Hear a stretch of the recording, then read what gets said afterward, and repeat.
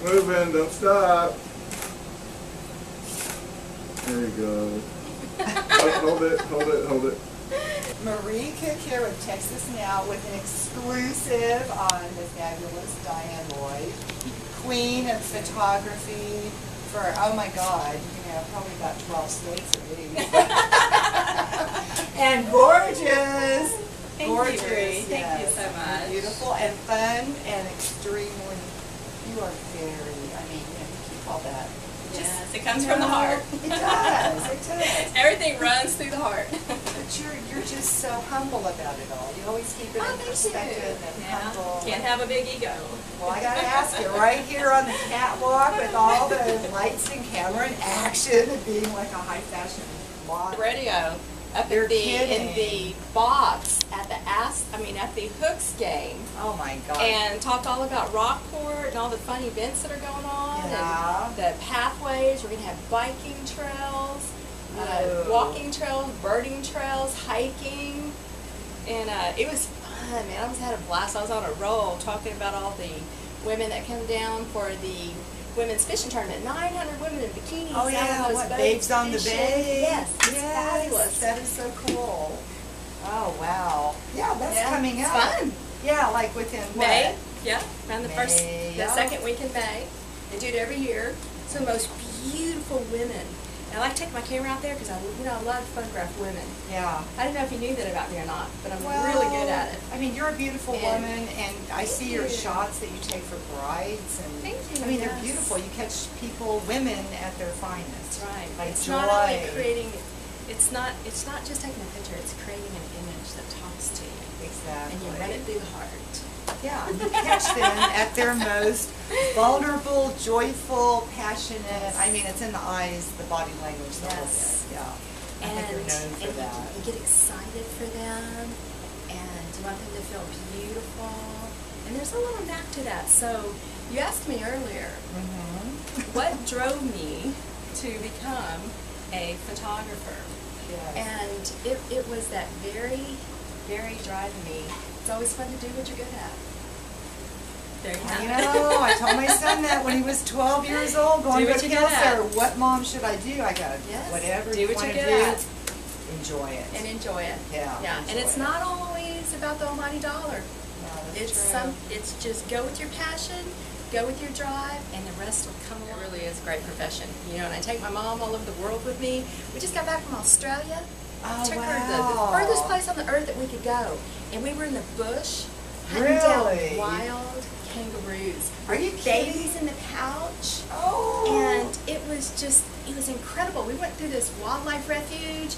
The kangaroos were out in the bush wild. We rolled the windows down, and then we're on a hunt, and she loves it. Oh, wow. She gets excited. She's passionate about it. And then the next thing that happens, all these black, big, huge birds fly over us. They happen to be black cockatoos that are in Australia. Yes, a big black cockatoo.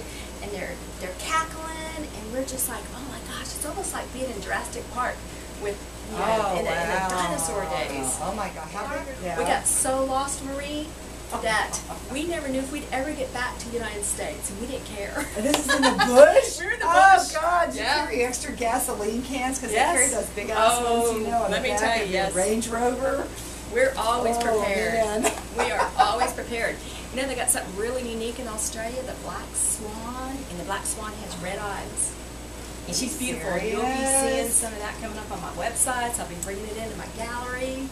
Oh my God, does this black tie swan, in red with eyes, that movie, beautiful. like the ballerina, the one It that, could be. Yes, God, it could be. They modeled it and you go. Yes.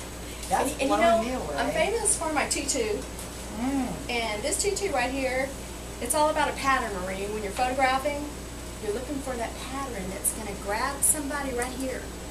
And this little heart. Oh my God! On this little tutu, see? There you go. You just had a little photography lesson there. Oh my God! It's a heart. It's right here. It's all about the composition. Wow! Yes, she's got a little heart on. Now, a lot of different women will perceive this at different levels.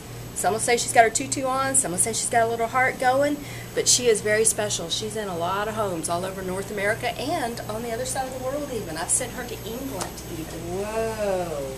And then, if you move over here, you'll see my octopus. That is a female. Now, Really? all of my fish are females. You know why? Why? Because I can't tell any difference, so I just call them females. Good for you. I'd do a high five, but it would probably interfere with her shot. That's pretty cool. I have chased those little octopuses under the water for 3 years, and I probably have gotten about 30,000 shots, but that is the one, because she morphs. Those octopus will turn whatever color they're on, they turn that color. Are you can't see 'em. serious? She'll turn green, she'll turn purple, whatever color she's on. But on this particular dive in Bonaire in the West Antilles, Yeah. we were 70 feet deep. She was coming off of the brown and the white, and she was morphing, and you can see it there. And that's what makes her so special. That's an award-winning shot right there. The whooping cranes and I have a certain level of intimacy. That's my backyard, you see. I grew up on those salt flats. My dad was a fisher, a hunter, and I was a bird dog. Oh, really? And my mother was an artist and a fisher. And by the time I was 12 years old, I thought, my parents are crazy. We spend all of our time on the islands, staying the night on these islands. And I didn't want to do it anymore. At 12 years old, I wanted to go start chasing boys with the girls. But no, I was out there with my dad on these islands, and I learned all about the whooping cranes at a very early age. Well, I tell you, I know that you have a beautiful shop here, and we've been in where you actually do all your magic. And so how about seeing some more of your wonderful photographs? That would be great. I would love you. Let me show you the way. Showing me. Oh. Well, Marie, let me talk about this photo right here. Oh, wow. This is a once-in-a-lifetime shot. And it's a whale shark. It's a cross between a shark and a whale. And that is my son. Oh my God. We were diving inside of a platform off Port Aransas, Texas. We were 30 miles offshore, 80 feet deep. We had 100-foot visibility, very rare.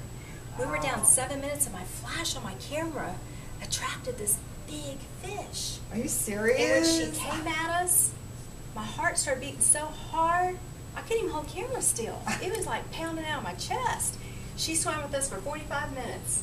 And yes, that is my son, and it was once in a lifetime. Went in the newspaper, and that's what photography is all about. Let's talk about the lobster. This lobster shot, I took this in Honduras, which is down in Roatan, and this is a 100-year barrel sponge that this lobster has decided to create its home. Oh my God. Very special. These sponges, everything underwater is alive. A lot of it on land, and I'm famous for my land shots. But guess what? Underwater is a whole different world. It's not easy. The earth's moving, the water's moving, the fish are moving. It's a challenge. You got to get 40,000 bat shots out of the way. On land, you can maybe 10,000 bat shots out of the way, but underwater, it's a whole different game, and I love the challenge. Wow. And let me talk about my next shot that I love. This photo over here, these are gray angels, and the reef that I took that photo on was called Easy Street. Oh, you're kidding. Yes. Those little French angels, they're gray angels, excuse me, they are on Easy Street, and you can tell they're not worried about anything. You know, that's amazing. It's almost like, I mean, there's like a reflection, you know, it almost looks like a mirror. I mean, that must have been really hard to get that shot. It's 80 feet deep underwater. Wow. What type of light did you use? My lights are phenomenal. They're the best on the market. They're huge lights. I bet. Gotta have lots of light underwater. Look at all the detail, every little detail, even the expression on his face. Yes. You know, it looks like some politicians I know. And let me talk about, this is a squid. This is on a night photo shoot. Now, I don't know whoever decided we were diving at night, but I think it's crazy, but I did it because I don't like to be a wuss, you know, but I had the time of my life photographing at night. And that is one of my famous shots of the squid. That was taken in the Grand Cayman Islands, and we were on Black Street Reef. Wow. Yes, that's where the party was. That's beautiful. That is absolutely beautiful. You know, I can see that blown up like 20 feet by 40 feet over some beautiful fireplace in some contemporary Hollywood Hills mansion. It's a big seller. That's beautiful. Now, this is a queen angel. This angel is actually the queen of the ocean. This is in the Grand Cayman Islands. And see this orange This is Orange Canyon. That's actually a sponge. It's all living. It's alive. It's sucking in air out of the water. It's breathing. It's eating. And this is a sea anemone. So everything you see here is alive. That is beautiful. And it is. It's very exciting to get these shots. And this is a beautiful fish. She is the queen of the ocean. Look at all the color in there, too. And if you look up here, this is a hawksbill turtle. This is in Cozumel, Mexico. Beautiful. Very, very pristine little female turtle there. She's a beauty. She's gorgeous. Yes, Look at all the shadows. You just got all of her details. So, what was she swimming up into the light? She was posing. I am known for my shark photos. This is a Caribbean female reef shark. Beautiful. Yes, they're right. You can touch them. They're so close to you now. Look at all this. You've got all these little, you see every little bit of water, the bubbles around, how she's swimming, and the expression on her face. Yes. Ooh, how close were you? Very close. I could touch her. To be a shark photographer, you got to know sharks intimately. Wow. You got to know when they're happy, and you got to know when they're I know I'm going home with my honey's wallet a lot lighter tonight. Now this shot up here, what is this? Well, this is a deep sea dive. We were 130 feet. Oh my gosh. And this foliage is gorgonians. They're deep sea gorgonians. They only will flourish 100 feet deep. These orange tubes, they're all alive. They're hundreds of years old. It's a pristine reef. It's Orange Canyon in the Grand Cayman Islands, and it's what we live for, to go down there and dive. It's an experience like you never can imagine. And you get narcosis when you're down. Yeah. It's kind of like you drank about 4 or 5 glasses of wine, you get real happy. Some people get a little drunk, some people get a little paranoid. I get real happy. Wow. My passion for the underwater wildlife is just as strong as on land. Mm. And this photo here, this is one of my favorites. I love that. This is the famous Gulf Night. It was celebrating 20 years in the industry. Wow. And they would bring some of the biggest and best shrimp from the Gulf of Mexico, and they would sell it right off the dock. It's a world-famous Gulf Night. So Diane, tell me about this photo. It's absolutely awesome. It looks like they're coming off the water. You've captured them with, I mean, they're like running or something. They're just skimming along. Tell me about this shot. Well, yes, Marie, you're right. They are running through the water. We were on a boat. I had a photography class. We were all on the front. We had big lenses, and we eased up on them. And they saw us coming. They're like, we are out of here. This is the male, he's the leader, and this is the female, and she followed. And I nailed that shot, had my photo class, got the group getting the shots too, went on the front cover of the magazine. Wow, that's awesome. Pretty awesome. Well, you know, Marie, hummingbird photography is probably the hardest. It takes a lot of technology, a lot of light. Those little hummingbirds' wings are flapping at 360 times a second practically. You have to have 4 flashes, you have to have a camera on a tripod, a remote cable that you don't even touch your camera, you just push the button. Now this obviously is the whooping crane, and he's got a crab, and I think we had some problems with, you know, not having enough rain that would desalinate the water, which was causing a food problem for the whooping cranes just this last year. Yes. You know, when we're having a drought, Marie, the water gets so salty out there in our bays that the little crabs have to get out of the water and crawl across the road and go get in freshwater ponds. Wow. And our salt flats are a nursery for those little blue crabs. They all get plenty of them, but when we have a drought, there's no blue crabs. They got to go on land and eat wolfberries and other little creatures. So that blue crab is very important to the survival of this whooping crane. It's the oldest surviving wildlife bird on the earth, and all of our measures to be gentle with the earth, get the bad chemicals out, has preserved this bird. Awesome photograph. It's beautiful. Thank you. I love it. And then, now this is something I've never seen before, a little blue heron, but I've never seen one with such a punked out looking, you know. I mean, that's pretty cool. Now, how did you get this shot? Right. Well, you know, Marie, we were in Anahuac, It's on the Texas Coastal Birding Trail. Okay. It's around the Trinity River, up around Louisiana and Texas coastline. We Gotcha. were on a canoe with $30,000 of camera equipment through gator-infested waters going out to a rookery. That's where these little birds were nesting. I was hunting down the spoonbill at 1 week old with a little bitty bill. Oh, and cool. this male little blue heron got up on the limb. I was down low, photographing in the light. Once in a lifetime right there. Wow. It happens in a split second. And this is one of my top sellers. Passion, Purple's Passion. It's a favorite. That little blue heron. It's very little bird. Very little. It was down low, big lens, made it look larger than life. Oh, he's awesome. He looks huge. I love the colors. And you know, what he's telling the female is, when he fluffs up his feathers, he's like, look at me, pick me, choose me. Yeah, I'm that's the true. fluffiest, I'm the most colorful. And the female bird is very visual. She will pick and choose the bird with the most color. Wow, that's why those males have to have all those threads, those colorful threads to wear.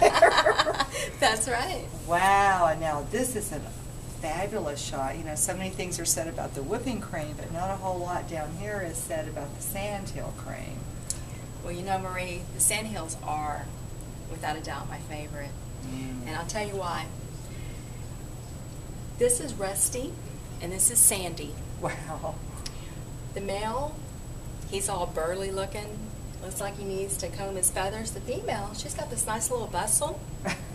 She keeps it creamed, just like we comb our hair and look beautiful for the males. His neck's a little bit thicker, hers is a little thinner. The crossing of the necks and the calling is a pair bonding, and that stimulates her egg production, all those hormones that make those eggs. But the beauty, the nice thing about sandhill cranes, they're a master of disguise. They'll take their bill, they'll prod the ground, and they will paint each other's feathers so they're camouflaged in the wild. You're kidding. Wow. And if you're not in tune to this bird, you will never know they're out there. And they can be out there by 2,000, 3,000. You won't know it because they're a master of camouflage. They'll paint their feathers the color of the earth so you can't see them. But sandhill cranes are a symbol of good fortune, happy marriage, and longevity.